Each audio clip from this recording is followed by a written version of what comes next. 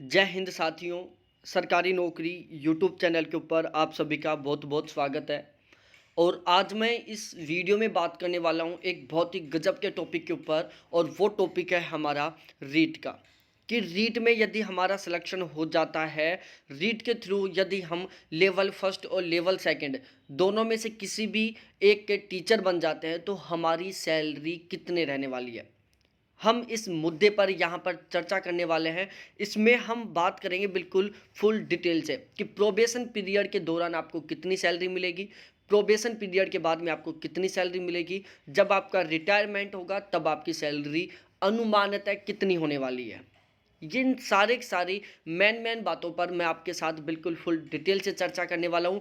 ध्यान रहे, यहाँ पर मैं जो सैलरी बताने वाला हूँ वो 2022 के अकॉर्डिंग है। 2022 में आपको इतनी सैलरी मिलने वाली है।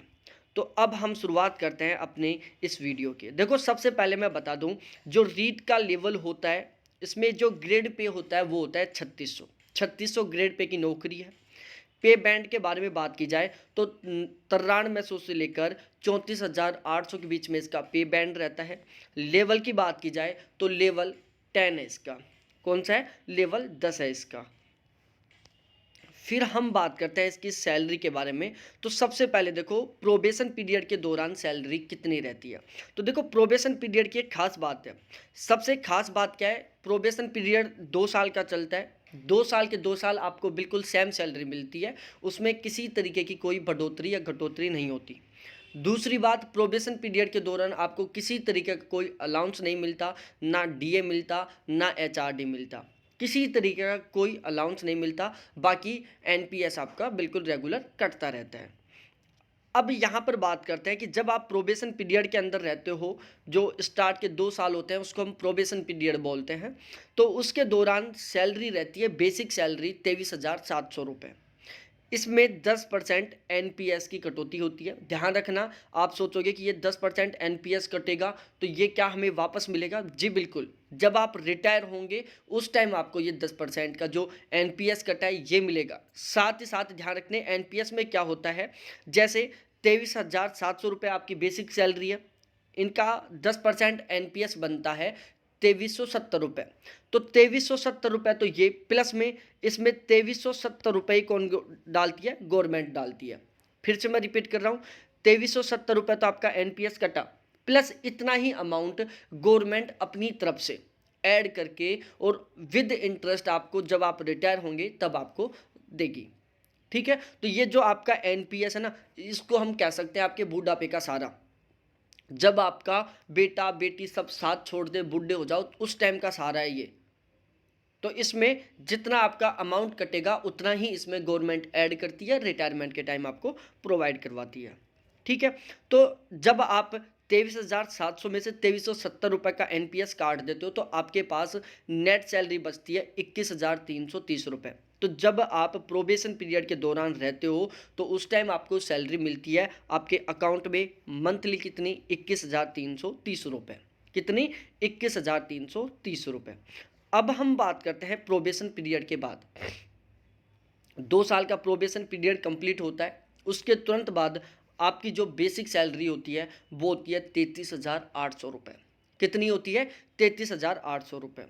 अब देखो, जो बेसिक सैलरी होती है इसमें कुछ अलाउंस जुड़ते हैं, जैसे एक तो डीए जुड़ता है जिसको डीएनएस अलाउंस बोलते हैं, जो कि ऑलमोस्ट 17% मिलता है।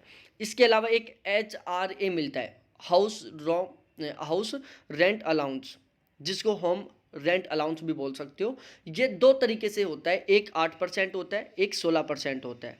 ठीक है, तो राजस्थान के जो डिस्ट्रिक्ट हैं उनको अलग अलग कैटेगरी में डिवाइड किया गया है। 5-6 ऐसे डिस्ट्रिक्ट हैं जहाँ पर आपको 16% एचआरए मिलेगा। बाकी जितने भी डिस्ट्रिक्ट हैं उन 5-6 के अलावा उन सभी में आपको कितना मिलेगा?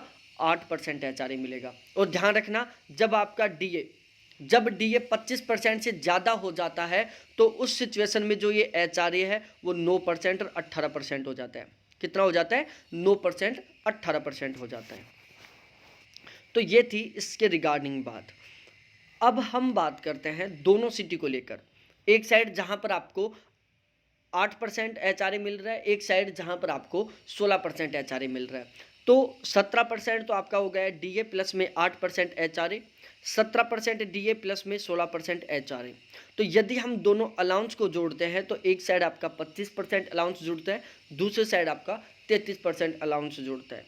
और यदि हम आपकी जो बेसिक सैलरी है कितनी 33,800 रुपये, उसका 25% निकालते हैं तो निकल कर आता है 8450 रुपये। वहीं दूसरी साइड जो आपकी 33,800 बेसिक सैलरी है उसका हम यदि 33% निकालते हैं तो निकल कर आता है 11,154 रुपये। ठीक है, अब इन दोनों को मिलाकर आपकी क्या होगी, ग्रोस सैलरी जुड़ेगी। क्या होगी, ग्रोस सैलरी। तो आपकी बेसिक सैलरी प्लस आपकी जो अलाउंस है उन दोनों को जोड़कर एक साइड आपकी सैलरी बनती है 42,250 रुपये, और दूसरी साइड जहाँ पर एचआरए आपको 16% मिल रहा है, यहाँ पर एचआरए 8% है, यहाँ पर एचआरए 16% है। तो जहाँ पर आपको एचआरए 16% मिलता है वहाँ पर आपकी बेसिक सैलरी और अलाउंस दोनों को जोड़कर आपकी ग्रोस सैलरी बनती है 44,954 रुपये। ठीक है, ये हो गई आपकी ग्रोस सैलरी। अब इसमें कटौती होती है।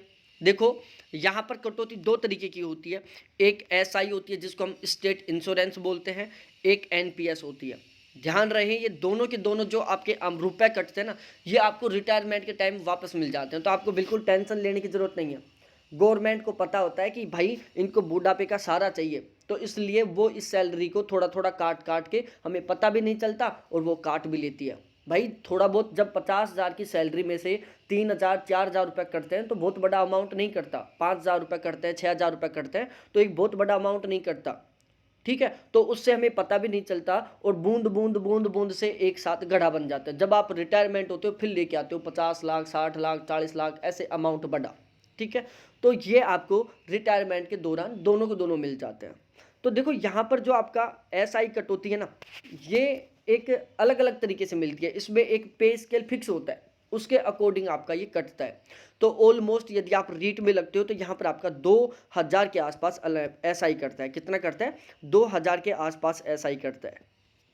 यहाँ पर मैंने ऐड नहीं किया, वरना मैं ऑलमोस्ट जो भी वीडियो बनाता हूँ उसमें मैं एसआई और एचआरए दोनों की पीडीएफ लगाता हूँ। कौन कौन से डिस्ट्रिक्ट में आपको 16% मिलेगा, कौन कौन से में 8% मिलेगा, और एसआई की कटौती है वो किस हिसाब से होती है, ये सारी मैं डिटेल से समझाता हूँ। अब हम बात करते हैं थोड़ा सा आगे चलकर। देखो यहाँ पर 42,250 आपकी जो बेसिक सैलरी है, वो आपकी जो ग्रोस सैलरी है उसका 10% होता है 4,225 रुपये। दूसरी साइड आपकी जो 44,954 ग्रोस सैलरी है उसका 10% होता है 4,495 रुपये। और यदि हम आपकी जो सैलरी है, जो ग्रोस सैलरी है, उनमें से यदि हम एनपीएस को घटा देते हैं तो एक साइड जहां पर आपको 8% एचआरए मिल रहा है वहां पर आपकी नेट सैलरी बचती है 38,025 रुपये, जबकि दूसरी साइड जहां पर आपको 16% एचआरए मिलता है वहां पर आपकी कट पिट की सैलरी कितनी बचती है, 40,259 रुपये। अब होता क्या है, यहाँ पर आपका क्या करता है, एसआई करता है, स्टेट इंश्योरेंस करता है। तो ये ऑलमोस्ट आपका 2,000 रुपये करता है रीट में। ठीक है, स्टार्ट में 2,000 करता है, तो यहाँ पर 2,000 कम हो जाएंगे और यहाँ पर 2,000 कम हो जाएंगे। तो इस तरीके से यदि आपको एचआरए 8% मिलता है तो प्रोबेशन पीरियड के बाद में पहले महीने में आपको सैलरी इन हैंड आपके अकाउंट में ट्रांसफ़र होने वाली है 36,096 रुपये। जबकि दूसरी साइड यदि आपको एचआरए 16% मिलता है तो प्रोबेशन पीरियड के बाद पहले महीने में आपकी सैलरी आपके अकाउंट में ट्रांसफ़र होने वाली है 38,459 रुपये। तो इस तरीके से ये प्रोबेशन पीरियड के बाद की और प्रोबेशन पीरियड से पहले की सैलरी का अध्ययन था। अब यहाँ पर बात करें आपकी सैलरी में बढ़ोतरी किस तरीके से होती है, तो आपकी जो बेसिक सैलरी है ना उसका 3% हर साल बढ़ता है। तो जब बेसिक सैलरी का 3% बढ़ेगा तो उस पर एचआरए भी उसी हिसाब से बढ़ेगा, उस पर डीए भी उसी हिसाब से बढ़ेगा, तो उस पर एनपीएस भी उसी हिसाब से कम होगा। ठीक है, तो जैसे जैसे सैलरी बेसिक सैलरी बढ़ती जाती है बिल्कुल उसी तरीके से आपका जो एचआरए का अमाउंट है वो भी बढ़ता जाता है, जो डीए का अमाउंट है वो भी बढ़ता जाता है, जबकि एनपीएस का जो अमाउंट है वो भी बढ़ता जाता है। ठीक है, तो बाद में जब पहली साल में आपका बेसिक सैलरी 33,800 होती है, दूसरे साल में वो 34,800 हो जाती है, तो फिर आपका जो एचआरए है वो इस पर लगेगा, डीए इस पर लगेगा, एनपीएस इस पर लगेगा। तो इसी तरीके से धीरे धीरे धीरे धीरे हर साल 3% बेसिक सैलरी बढ़ती जाती है और आपका एचआरए और डीए उसी के अकॉर्डिंग बढ़ता जाता है, एनपीएस भी उसी अकॉर्डिंग बढ़ता जाता है और आपकी जो सैलरी है उसमें दिन दोगुना रात चौगुने तरीके से बढ़ोतरी होती जाती है। तो ये था सारा का सारा रीट की सैलरी के बारे में कि रीट में कितनी सैलरी मिलती है। अब मैं जल्द ही एक वीडियो लेके आ रहा हूँ जिसमें मैं बात करूँगा कि फर्स्ट ग्रेड, सेकंड ग्रेड और रीट इन तीनों की सैलरी में कितना बड़ा अंतर होता है। यदि आप फर्स्ट ग्रेड टीचर बनते हो तो कितनी मिलेगी, सेकंड ग्रेड बनते हो तो कितनी मिलेगी और थर्ड ग्रेड बनते हो, रीट बनते हो तो इसमें कितनी मिलेगी। बाकी मैंने यहाँ समझा दिया। अब आपसे एक छोटी सी रिक्वेस्ट है कि इस वीडियो को मैं बड़ा टारगेट नहीं लेके चल रहा, आप चाहोगे तो 100% पूरा हो सकता है। हमें यहाँ पर 5,000 लाइक का टारगेट है। कितना? 5,000 लाइक का टारगेट लिया है हमने। तो प्लीज़ आपसे हाथ जोड़कर रिक्वेस्ट है, मैंने आपको बहुत गजब तरीके से समझाने की कोशिश की, आपको समझ में आ गया होगा। अब ये छोटी सी इच्छा है मेरी जो आप प्लीज़ जल्दी से जल्दी पूरा करें जिससे कि हमें एक मोटिवेशन मिले। ओनली 5,000 लाइक चाहिए इस वीडियो के ऊपर। कितने? मात्र 5,000 लाइक। तो आप आसानी से मेरे को 5 लाख जो 5,000 लाइक है वो प्रोवाइड करवा सकते हैं। बाकी इस चैनल का सबसे बड़ा टारगेट क्या है? हर एक सरकारी वैकेंसी से आपको अपडेट रखना। पूरे भारत में कहीं भी कोई गवर्नमेंट जॉब की वैकेंसी निकलती है उसके बारे में आपको जानकारी देना। तो प्लीज़ यदि आपका सपना है सरकारी अधिकारी बनना, सरकारी नौकरी लगना, तो प्लीज़ अभी इस चैनल को सब्सक्राइब करके बेल आइकन को दबा दो जिससे एक भी वीडियो मिस ना कर पाओ। बहुत बहुत धन्यवाद मेरे सभी प्यारे साथियों को देखने के लिए। Thanks, bye.